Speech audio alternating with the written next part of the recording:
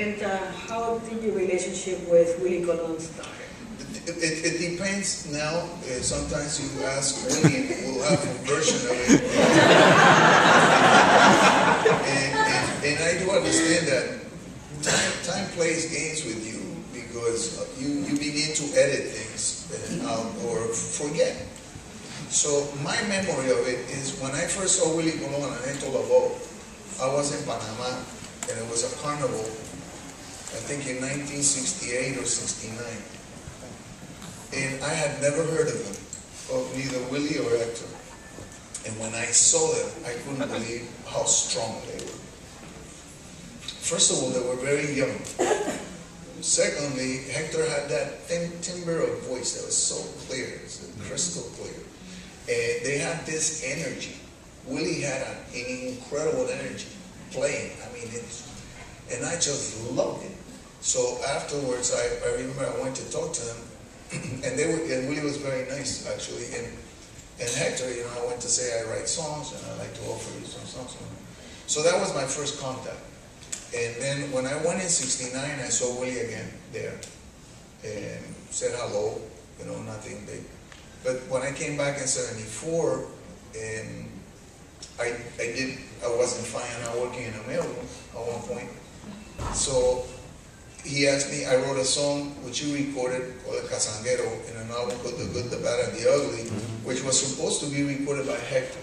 And then Hector said, no, Ruben, let Ruben sing it because it's too esoteric. I don't understand what the soneos would be about because I'm not familiar with this setting, which is a song I wrote when I was in Coiba Island with the prisoners. And anyway, so Willie said, well, you recorded it, and I recorded it, and that's why it was on the record. It wasn't supposed to be there. But Hector said, no, let Ruben do it. And then after that, I think Masucci, I started working with Ray Barretto's band.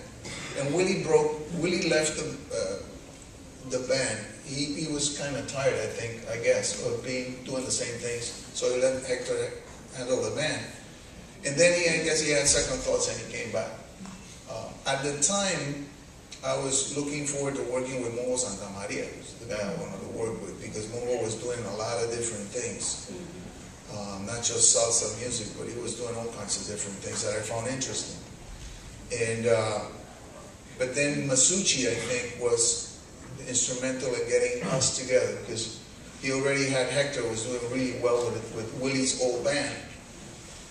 So then, as I remember, it was something that was talked to both of us, and I said, fine. You know, for me, it was an interesting. I was a bit concerned because Hector was beloved, and I didn't want to feel like I was sort of like, you know, like a divorce where the new father comes in, or the new mother, and then the kid, you know, doesn't want to talk to these guys.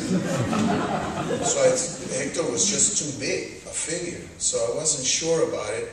But then with Willie, what I did appreciate and always would recognize and appreciate is that he allowed me to record the songs that I wanted to record, which had a social expression in them.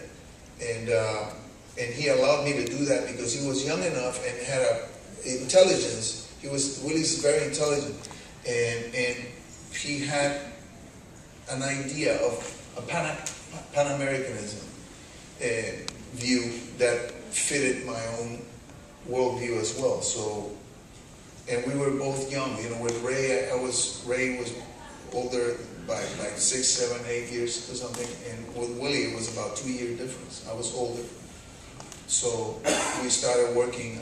The first gig I had with Willie was in a place, I'll never forget that, because that's one of the moments, you know, you remember the moments where you're close to death.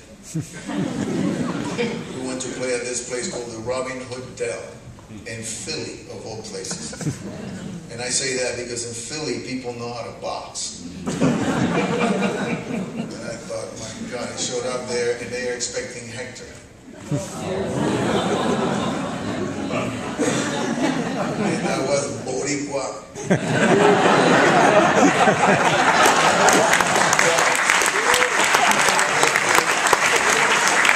People walked in and everybody was like,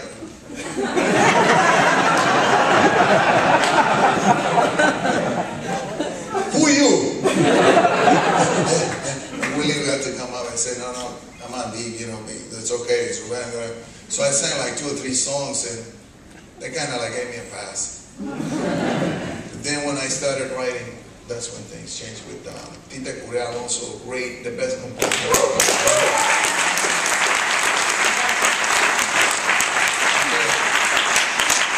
For the album, Metiendo Mano, Tite gave us Plantación Adentro. That was amazing.